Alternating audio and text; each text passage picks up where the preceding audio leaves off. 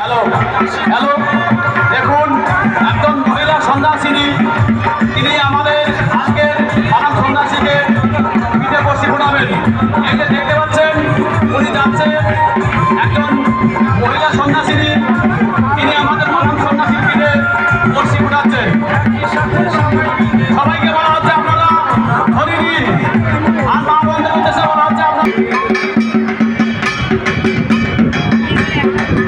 গাছের ব্যারিকেডের মধ্যে দেখা যাচ্ছে আস্তে আস্তে অনেক সন্ন্যাসী